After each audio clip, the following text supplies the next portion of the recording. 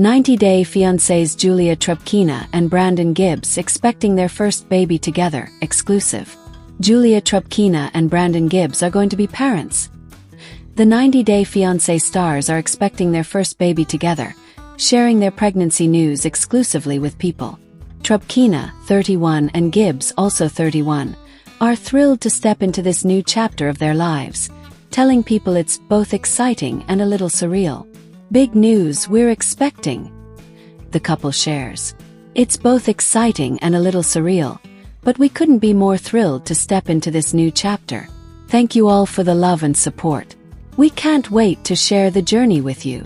The couple, who tied the knot in April 2020, appeared on Season 8 of the TLC series, as well as Season 6 of 90-Day Fiancé, Happily Ever After, 90-Day Diaries, and Season 2 of 90-Day, The Last Resort. Through the series, fans have been able to follow the pair's relationship from when the soon-to-be first-time mom initially moved onto the Gibbs farm in Richmond, Virginia, from Russia. The transition to living with the family wasn't always comfortable. However, Trubkina and Gibbs' relationship stayed strong, and in January 2022, Trubkina shared an Instagram reel of herself dancing to the cha-cha slide, alongside her husband and his parents. In the video, the family looked to be in good spirits. In her caption, she mentioned that her husband took a tumble as the video cut out. Since then, the married couple have moved into a place of their own.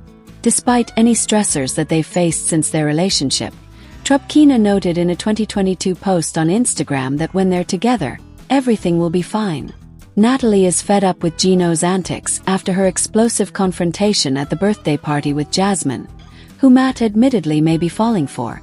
On the August 24th episode of 90-Day Fiancé, Happily Ever After, both Gino and Jasmine dealt with the emotional aftermath of the big blow-up at Gino's cousin's birthday party, which saw Natalie storm off early after things got physical between her and Jasmine. The next day, Gino traveled to Natalie's hotel in hopes of patching things up. During his drive, Gino blamed Jasmine for the sticky situation, calling her a lowlife for her actions at the birthday party. Despite the drama, Gino wanted to show Natalie that he was the same guy he was in Las Vegas, where they met for the first time a few weeks prior. "I want to get my bond back with Natalie," he explained in a confessional, "and I don't want her to leave." When he arrived, however, Natalie was packing her belongings in her luggage. Gino asked her how she was doing after the blow-up and offered her a hot coffee, though she said she was still full of a lot of adrenaline. "After last night I'm feeling exhausted, disappointed, angry, very angry," Natalie explained in a confessional. There's a lot of things that Gino decided to leave out. "I also feel very disrespected by Jasmine."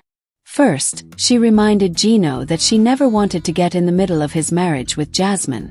"If I would have known that there's any possibility, that there's a reconciliation, or that she didn't have the closure, then I wouldn't have come," Natalie explained. Gino argued that he told Jasmine that they were likely going to get a divorce, adding, "I felt like what I told her was pretty good closure." But Natalie insisted that there wasn't. "A week before I came you had dinner or whatever drinks with her and she had the hope that maybe there was going to be.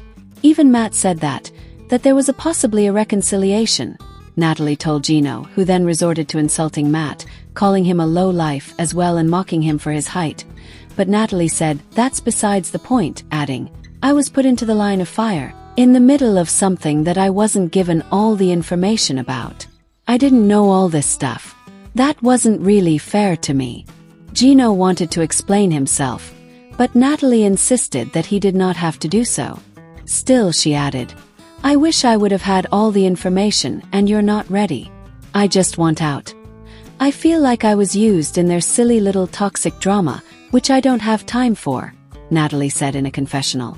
"I'm not the one. I'm not that woman that wants to be a part of that."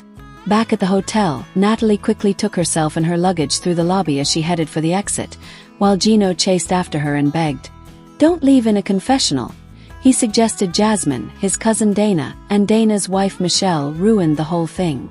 "I feel like our relationship just fell off the cliff," Gino explained. "We had a really good close bond and connection. I keep thinking back, like, what if things would have been different at the birthday party and, say Jasmine didn't show up? What if Michelle would have treated Natalie with more respect? Natalie and I could still be together today. And it breaks my heart.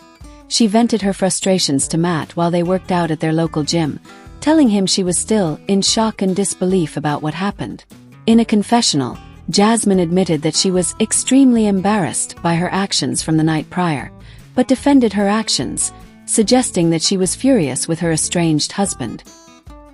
"He lied to our faces," Jasmine said, noting that Gino hinted at reconciliation with her while telling Natalie that his marriage was over. "He's just a player and I'm so done."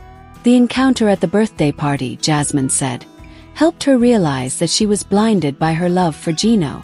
This was music to Matt's ears, who was feeling a lot better knowing Jasmine is one step closer to being done with Gino.